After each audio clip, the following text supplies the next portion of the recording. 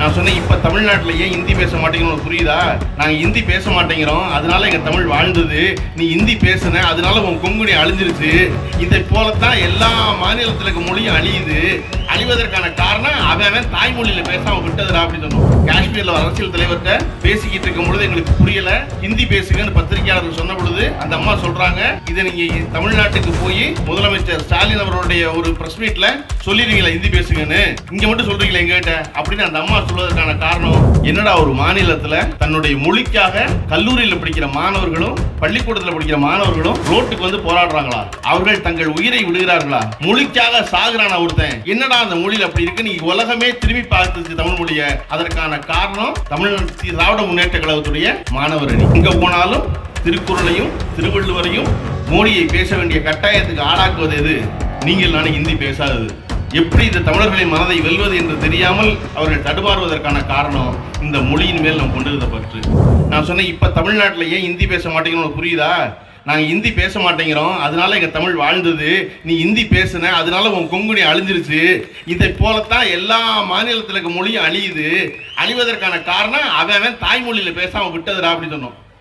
அதை இன்னைக்கு நாம் 50 ஆண்டுகளுக்கு 70 ஆண்டுகளுக்கு முன்னாடி இந்த மொழி போரம் நடத்திய பொழுது இவங்க பூரா தமிழ் வெறியர்கள், ஹிந்தி படிக்க மாட்டேங்கிறாங்க, நமக்கு எதிராக பேசுகிற ஒன்றிய அரசு மாநில அரசுகள்லாம் இன்னைக்கு என்ன செய்யுது? மெதுவா முழிச்சுக்கிட்டு நான் ஏன் மொழியை காப்பாற்றணும்னு கர்நாடகாவில் ஹிந்தி படிக்க மாட்டோம், நாங்கள் கன்னடம் தான் பேசுவோம் ஆரம்பிச்சிருக்காங்க. மகாராஷ்டிராவில் நாங்கள் மராட்டியில் தான் பேசுவோம், ஹிந்தி பேசாதீங்கன்னு ஆரம்பிச்சிருக்காங்க. காஷ்மீரில் நாங்கள் காஷ்மீரி தான் பேசுவோம், ஹிந்தி பேச மாட்டோங்கிறாங்க. காஷ்மீரில் அரசியல் தலைவர்கிட்ட பேசிக்கிட்டு இருக்கும் பொழுது எங்களுக்கு புரியல, ஹிந்தி பேசுங்கன்னு பத்திரிகையாளர்கள் சொன்ன பொழுது அந்த அம்மா சொல்கிறாங்க, இதை நீங்கள் தமிழ்நாட்டுக்கு போய் முதலமைச்சர் ஸ்டாலின் அவர்களுடைய ஒரு பிரஸ் மீட்டில் சொல்லிடுவீங்களா ஹிந்தி பேசுங்கன்னு, இங்கே மட்டும் சொல்கிறீங்களா எங்ககிட்ட அப்படின்னு அந்த அம்மா சொல்வதற்கான காரணம், இன்னைக்கு நீங்கள் பார்த்தீங்கன்னா தமிழ்நாட்டில் இருக்கிற பிரஸ் மீட்டில் மட்டும்தான், பத்திரிகா சந்திப்பில் மட்டும்தான் ஹிந்தி இல்லாமல் தமிழும் ஆங்கிலமும் மட்டுமே இருக்கிற ஒரே ஒரு மாநிலம் தமிழ்நாடு மட்டுமாக தான் இருக்குது. அப்போ நம்ம இந்த மொத்த இந்தியாவில் ஏன் தமிழ்நாடு தனிச்சு நிற்குது அப்படின்னா, ஏன் நல்ல இங்கிலீஷ் பேசுகிறோம்னா, நம்ம பூரா கல்லூரியில் எவ்வளோ பேர் படிக்கிறேன்னு கேட்டோம்னா ஆண் பெண்ணும் அவ்வளோ பேர் கை தூக்குனீங்கல்ல, கை தூக்குவதற்கான காரணம் நம்ம எல்லாரும் இங்கிலீஷ் படித்தோம். இந்த மொத்த இந்தியாவில் தமிழ்நாடு மட்டும் இப்படி 2 மொழியாக இருப்பதற்கான காரணம் யாருன்னா, பேரறிஞர் அண்ணா அவர்கள் சொன்னது போல அவர் தான் இருமொழி கொள்கையை இந்த இந்தியாவுக்கு வழிகாட்டினார்.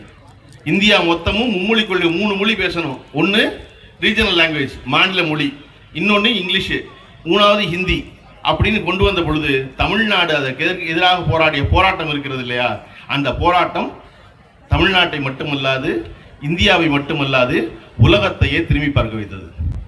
என்னடா ஒரு மாநிலத்தில் தன்னுடைய மொழிக்காக கல்லூரியில் படிக்கிற மாணவர்களும் பள்ளிக்கூடத்தில் படிக்கிற மாணவர்களும் ரோட்டுக்கு வந்து போராடுறாங்களா? அவர்கள் தங்கள் உயிரை விடுகிறார்களா? மொழிக்காக சாகுறான ஒருத்தன், என்னடா அந்த மொழியில் அப்படி இருக்கு? நீ உலகமே திரும்பி பார்த்துச்சு தமிழ் மொழியை. அதற்கான காரணம் தமிழ் திராவிட முன்னேற்ற கழகத்துடைய மாணவர் அணி. இந்த மொழிக்காக உயிர் விட்டவர்கள் என்று பேசுகிறது, இது எல்லாமே வெள்ளையன்று ஆரம்பிச்சது. யார் வீட்டு பிள்ளையும் நினைக்காம அது என் வீட்டு பிள்ளை, என் மொழிக்காக உயிரிழந்த பிள்ளை நினைச்சது இருக்கு இல்லையா? அப்படி நினைச்சதுனால தான் நம்ம இன்னைக்கு அத்தனை பேரும் தமிழ்நாட்டில் தலை நிமிர்ந்து வாழ்ந்து கொண்டு ஹிந்தி தெரியாது போடாங்கிறோம் இல்லையா?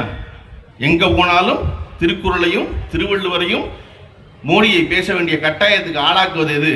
நீங்கள் நானே ஹிந்தி பேசாதது. எப்படி இந்த தமிழர்களின் மனதை வெல்வது என்று தெரியாமல் அவர்கள் தடுமாறுவதற்கான காரணம் இந்த மொழியின் மேல் நாம் கொண்டிருந்த பற்று. ஒரு தலைமுறை தாண்டி 2 தலைமுறை தாண்டி 3 தலைமுறை தாண்டி சிந்தித்ததாலேயே அவர் பேரறிஞர் அண்ணா என்று கொண்டாடப்படுகிறார். அந்த அண்ணாவின் வழிவந்த முத்தமிழறிஞர் கலைஞர் விடாது இந்தி பேயை விரட்டுவோம் என்று சொல்லிக் கொண்டிருந்ததால் பாராட்டப்படுகிறார்.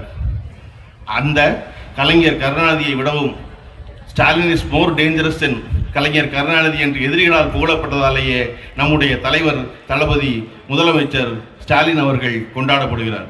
எது வந்தாலும் எதிர்த்து நிற்போம், நாங்கள் நடத்துவோம், தமிழ்நாடு போராடும், தமிழ்நாடு வெல்லும் என்று நிற்பதாலேயே நம்முடைய முதலமைச்சர் கொண்டாடப்படுகிறார்.